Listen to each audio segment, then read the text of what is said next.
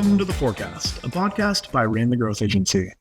I'm your host, Morgan Willis. Today, we're joined by Scott McClure, SVP of Creative, and Karen Hoagland, Creative Director here at Rain. Collectively, Scott and Karen have decades of experience rallying teams around a creative strategy and shaping big ideas into campaigns with powerful executions. Recently, Scott and Karen led Rain the Growth Agency's partnership with Glamour Gals, developing a pro bono creative campaign aimed at recruiting more teen volunteers for the nonprofit. In today's episode, we'll be chatting about working with this nonprofit and how the campaign was developed. Scott, Karen, welcome to the show. Thanks, Morgan. Yeah, thanks for having us. So, Scott, this has been quite the partnership, but before we get into it, can you just tell us a little bit about what Glamour Gals is and what the nonprofit does? Sure, it's really important work. They are all about mobilizing a whole generation around fighting senior loneliness, the senior loneliness epidemic that really faces a lot of folks in that third chapter of life where they're maybe a little further away from their family. They don't get the attention that they need and that connection. And so they really fill a need in local communities. And so they're all about mobilizing teen to go into senior homes and then give just little acts of kindness and connection with those seniors that are neglected. And it's usually through the form of a makeover where they're doing their nails or having a conversation, but it's really just a conduit for connection. Right. And that's what was really exciting for Karen and I to bring to light in the campaign is like, it's so much more than just a manicure, right? It's that level of connection. And then there's these knock-on benefits that the teens get. They have a sense of self-confidence. They're often starting chapters, learning new leadership skills. They're learning about compassion and looking up from the phone and out into the world and making these really cross-generational connections. And so there's so much upside for the teen volunteers as well to get involved. Yeah, and it must be so important to have these intergenerational relationships. I'm sure they can both really learn a lot from each other. Yeah, we work with a lot of clients who are focused on seniors. And that's something that we always talk about. Like seniors can often feel unnoticed and underappreciated and like you become visible and unimportant.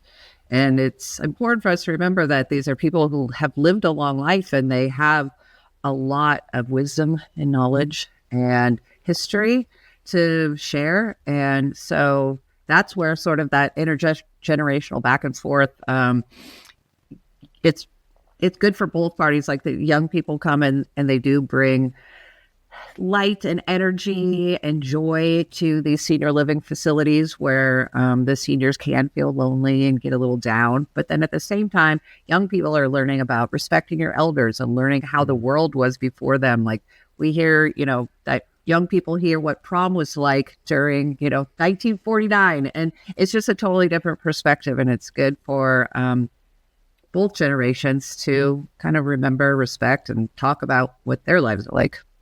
So we have this great partnership between Rain and Glamour Gals. Can you tell me, how this partnership came about in the first place? Kevin Bacon started an organization called 6degrees.org, and their mission is really all about finding underserved communities and different key areas of focus that they have and trying to champion local solutions and lift up nonprofits often that are doing great work against some key areas of that to fill the need.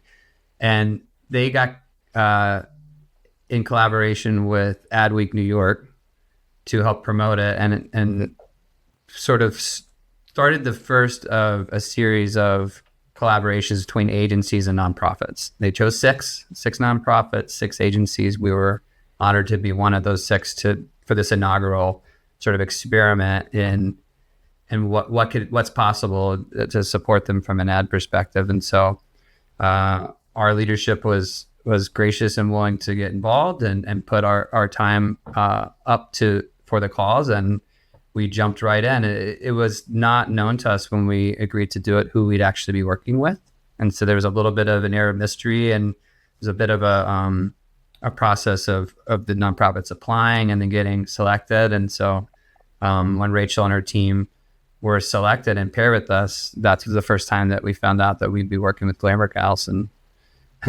it jumped off from there.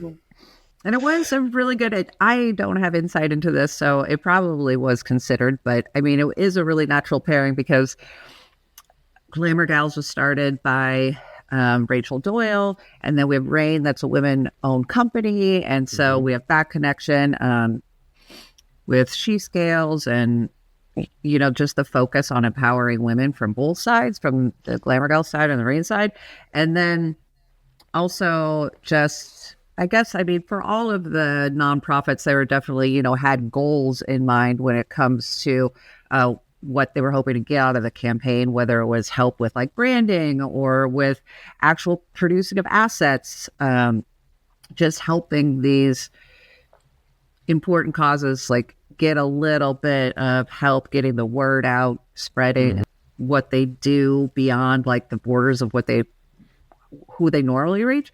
But also, like, we think about it as you have to fundraise, and so that's a reality, and you are trying to get volunteers, and so those are numbers, and trying to get those kinds of results or something, that is a focus at Rain too, is how do we get people to act. Right. It's just it's a different type of KPI. You're not measuring ROAS or CPO or these other lower funnel performance metrics that we're often measuring here at Rain, but you're, I guess, measuring awareness. Or this is a good segue here. What did Rain do for Glamour Gals? What was our goal? What was our overarching KPI?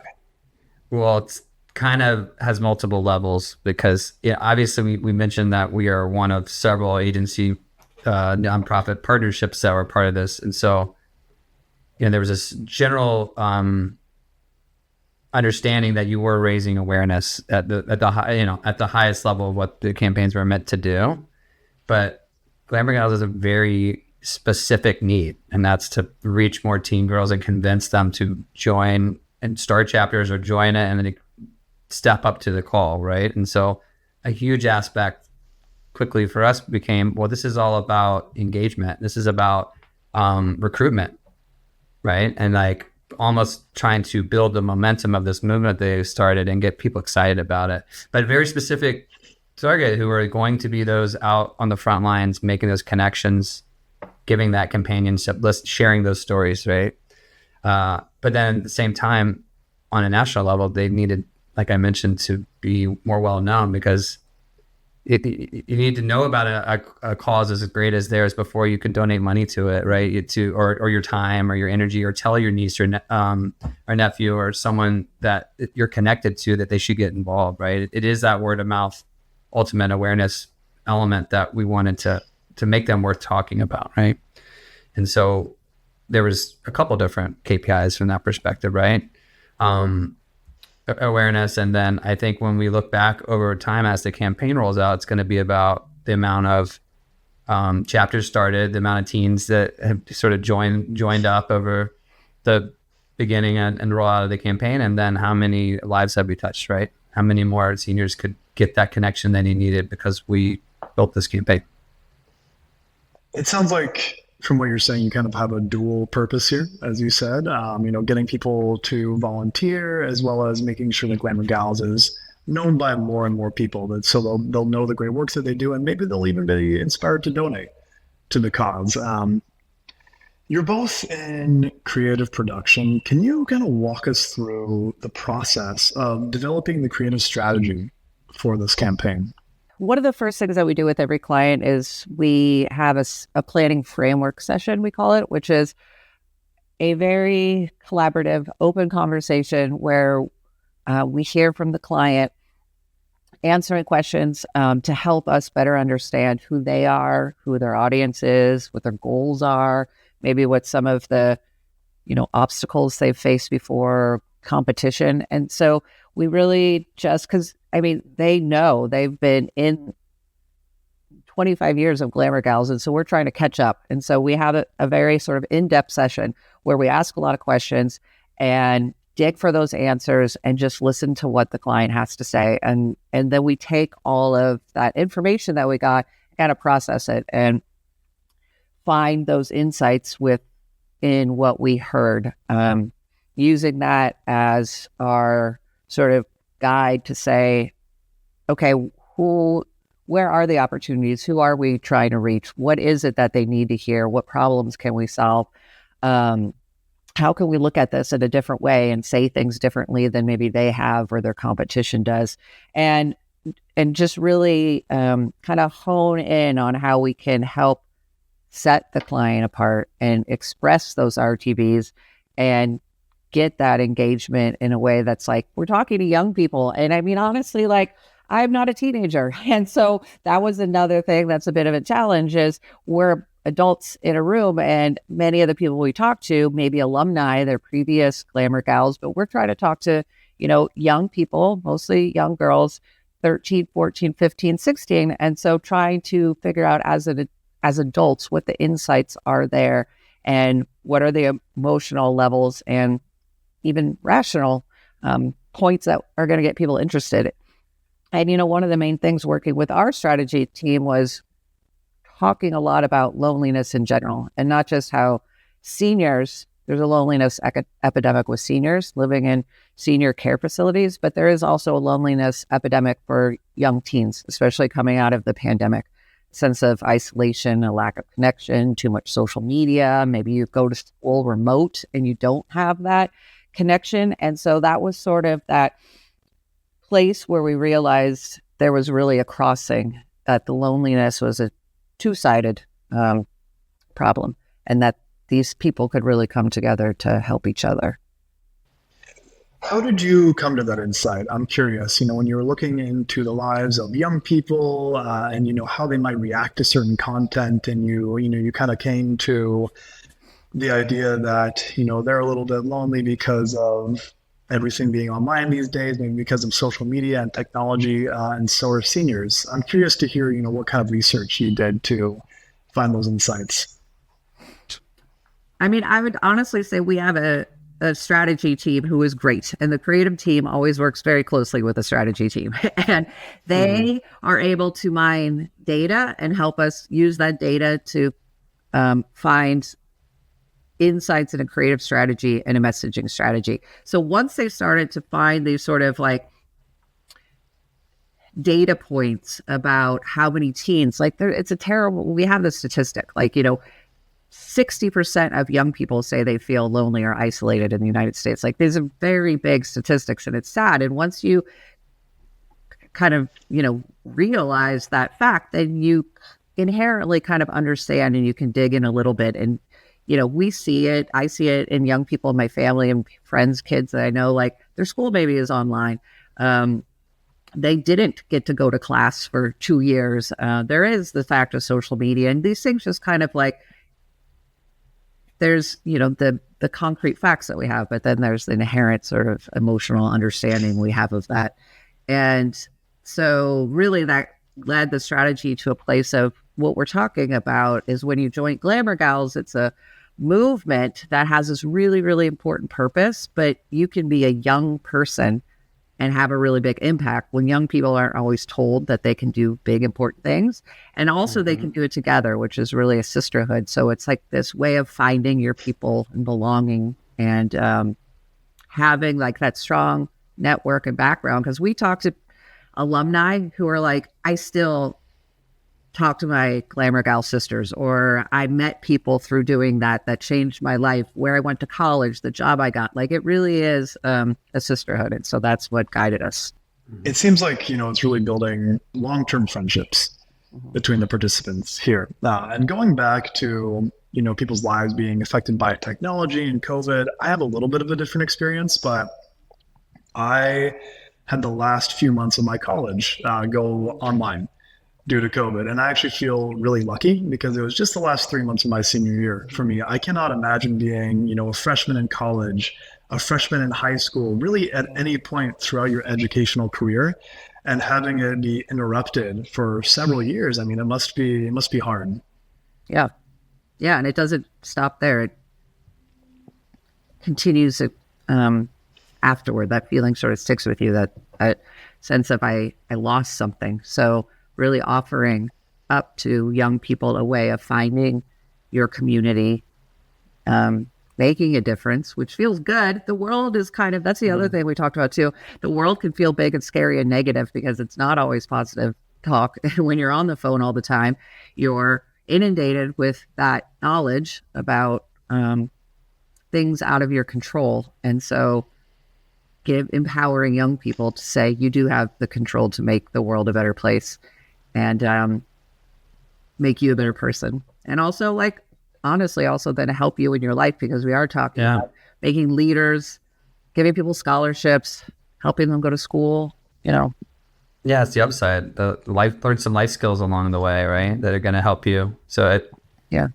I thought the campaign that Karen and the team crafted is a celebration of that community and that like shared value that can make it feel like you're not so helplessly stuck in, in some tough times, right? And so that little light of hope can go a long way. And I think that's what we put out into the TikTok universe, right? The work that we have out there is a beacon of hope, and it's saying, hey, if you value these things, if you want to find your people, your sisterhood, then you need to talk to us. You need to come check it out. I think that work really lands well, and I can't wait to see its impact when it gets out into their channels. I love that. You can imagine somebody who's maybe doom scrolling on their phone for hours at a time, seeing a lot of, frankly, depressing content that's out there in the world. And maybe they come across Glamour Gals on TikTok and it inspires some hope in them. And maybe they even decide to sign up and volunteer. Yeah, exactly. It was also just holding a lens to the positivity and like this, the joy that these people have, that the volunteers they already have, the folks running the organization, the gals that participated in the shoots with us. Like, you really do feel it's fun. It showed. I think the work makes it feel like it can be fun to do good in the world, right? And it's something you want to be a part of. It is very inviting, and a lot of that has to do with who we engage with, who they already had to point the camera at and make the content around, right? They're just a great group of people to make ads about at the end of the day, and so they made our job easy in that regard. Especially in the longer format piece, we also made like a celebration of 25 years, which happens to be this culminating moment in their development as an organization that we got involved. And so we not only made this recruitment content, we also created a little bit of a longer format story. We had a bunch of their different volunteers and staffers come in and do some interviews with us and talk on camera about their experiences and weaving that in with some of their historical footage and really helping tell the story of just how far they've come in as an organization was another piece of the campaign that we put together. And just so, I guess, rewarding to give them all a platform to talk about their experiences. Like, it comes through, and when you weave their stories together, I hope everyone listening will go check that out, because it definitely helps tell their story in a unique way. And I think Karen and the team did a great job at that too. Yeah, they're a really impressive group of people. To your point, like when we would talk to the leadership, it was inspiring because they were so excited and dedicated and filled with enthusiasm for what they were doing. It's contagious. And then hearing from the young people who are actually going to a shoot and seeing these teenagers engage with seniors in a way that they were like so comfortable and so filled with positivity and joy, and that the seniors just, the reactions were just like such love and appreciation. And I know as a teen, it can feel like super intimidating to go into a senior living facility and hang out with people who are 60, 70 years older than you.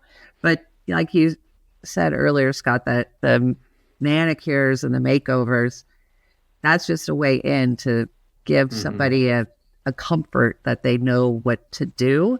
But that's where it begins. That's, not where it ends. That's just the way in. And it's, it was really cool and really inspiring to see these young people step up. Yeah, and you worked in the Portland office with a group of them, right? To do some of the shooting, right? That was probably pretty fun. Like, hands-on right there, making all the stuff come together. Yes, they were very into the ASMR videos. That was their favorite of all of them. We had a good time. Made a lot of like nail filing. And that was, I think that was like a new growth an opportunity for me as a creative, evaluating the work, because ASMR is not really something that I'm affected by in the same way. And I think many of us on the team are like, well, is it good? I don't know. We should ask the person that this works on. We had one person on the team, Kelly, right? Yes. Who was our ASMR guinea pig. And so as we put the work together, like, is it giving the team, the sensation? Is the vibe right for this content? And along the way, she was able to make sure it was authentic and landing as intended, but not in my wheelhouse really to put that together. I'll say that. So I learned a little bit along the way. This is kind of the best way to test your creative, right? You're in real time seeing what teenagers like the most. And they chose a creative that maybe you guys wouldn't have thought of right away, right?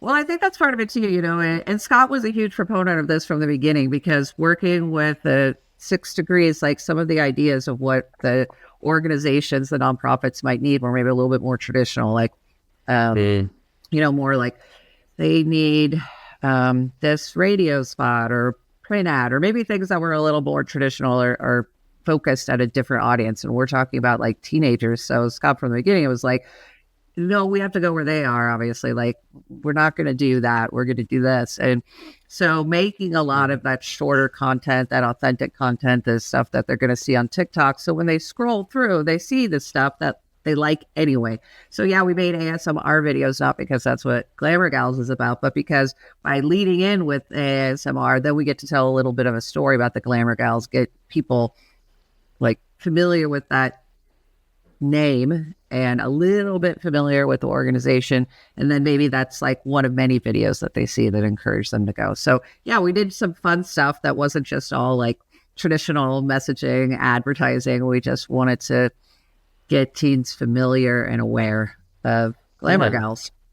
That relevance means a lot, right? It's the difference between landing and like kind of, I guess, inviting more people into the tent, right? Because if you got to kind of branch out into more, not experimental, but just a relevance in terms of the format. So yeah, we did some fun things to be mostly in TikTok to gain that relevance, and I think that was really rewarding for the team. And we also had we were able to phone a friend because we had our intern crew on with us, and they were all more Gen Z, and they definitely had a vested hand in helping us look at our ideas, evaluate things. So we did kind of have a feedback loop that we built into it to make sure that it wasn't tone deaf or just off the mark. And I think that really helped Karen, and I feel the same way. I like to kind of get a relevancy test in there really, really quickly soon in the process. Yeah. And I think it was fun for the interns too, because they did a lot of work, but that was another thing they could jump in and sort of have a little bit of ownership of it, say like, come to us with ideas. And that was cool to hear what they thought would be effective and what somebody their age or younger would be like, yeah, this is the way to reach them. And it was really helpful and interesting. Yeah, totally. Shout out to our intern team. They had to go on with their lives much before the project was done, but hopefully you see it and it made you proud, and you felt like you had a hand in the development of that. They were a huge help. I think one of the exciting things is because we're a virtual first agency and we have parts of our creative and production teams all over the country, we were able to find different chapters of Glamour Gals that we could pair with, and then had folks from the creative team kind of more local that could go and film and participate. And so we mobilized in at least 3 cities nationally to do just that and make sure that, it's 4 cities. That's right, because in New York too. Sorry, I totally left out this in the universe. But we did all, outside of Chicago, New York, Portland, down here I am in San Diego on Chula Vista chapter, and had different capture, and that way we're able to represent more of the great variety of folks that are involved in the organization, right? We could sort of tell a more comprehensive story about the chapters because we didn't just concentrate in one city. We have more representation, which is really important to us. So I thought that was an awesome thing that we could do at Rain to mobilize, because we had that advantage. We're not all centered in one particular city where that would be harder to do. Going back to the interns, if anybody's curious about Rain's intern team and the insights that they have on Gen Z, you can always go back and watch their episode on the forecast. They were actually on the podcast months ago, right before they left. It sounds like, I mean, just from speaking with both of you and seeing your excitement around this, it just really sounds like this is such a great partnership between Rain and Glamour Gals, and it seems like we've really made some great creative, some great strides, and hopefully expanding their nonprofit. I would love to get a forecast from both of you on how Rain will continue this pro bono work and how Rain will continue to work with more nonprofits going forward. Yeah, the forecast. Yeah, now I get it. The context of now you get the name. I'm like, okay, you want to look into the future. Well, Karen and I talked about this before the call too, because you kind of prepped us, and I guess we, in response to that, there's a different level of satisfaction as a creative soul in doing this kind of work, and we love our clients, and they all make their impact on society in different ways. But some of these nonprofit, like what Glamour Gals does, it just takes it to another level of feeling personally connected to a cause that you can feel really good about. That's important work being done in the world, right? And so I think that purpose-driven creative is so important. It is.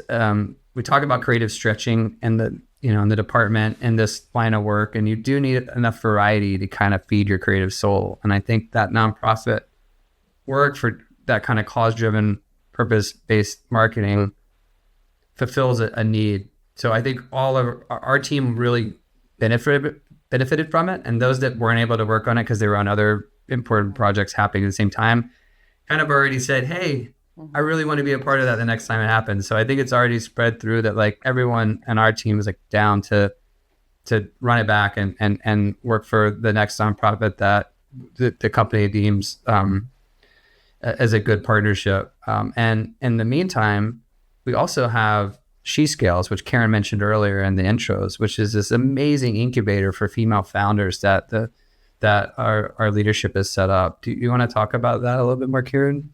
She Scales is inspiring, and it is important, and it's so awesome that the company has put like time, energy, resources, commitment behind helping other women, empowering other women to grow businesses, to be successful, to be entrepreneurs, to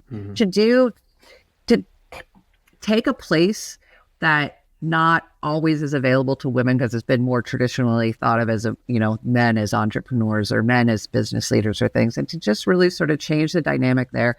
Giving the advice, networking, knowledge, give it any, skill sets that people have here. There's a lot of times strategy is really brought into the conversation when it comes to She Scales, just helping these businesses grow and thrive. And that, like Scott says, it's an awesome dedication from the agency, because it's not necessarily the focus of traditional business, which is more a commerce based. This is like really commitment to doing something important in the world. Scott, Karen, thank you so much for coming onto the podcast. This has been a great episode. It's been so much fun for me to kind of sit back and hear both of your excitement around this project. Yeah, it really was a great experience, and it didn't feel like work, even though we brought our work to it. It was something that just made you feel really good about yourself, and it was creatively fun. And we did get to it took a village. There was a big group of us, and it was nice to have that connection with people at work that I may not get to work with on a regular basis. So it was great. For sure. For those that are listening and have made it this far in the podcast, we hope you will go check out the work. We're really proud of it. Give Glamour Gals a follow. Maybe pass on their name to somebody in your community or circles that you think could make a big impact and help us spread this movement even further. And it's been a real honor. Morgan, thanks for having us. Absolutely. Great to have you both on. We will link our work for Glamour Gals and their website in the description below. The Forecast is powered by Rain the Growth Agency, a leading independent advertising agency. I'm your host, Morgan Willis. Art design is by Eric Hernandez, production by Beatrice Livioco. The show is edited by Morgan Willis and Eric Hernandez. Follow along with the show on Spotify, Apple, YouTube, or wherever you enjoy listening to stay in the loop. We'll see you next time.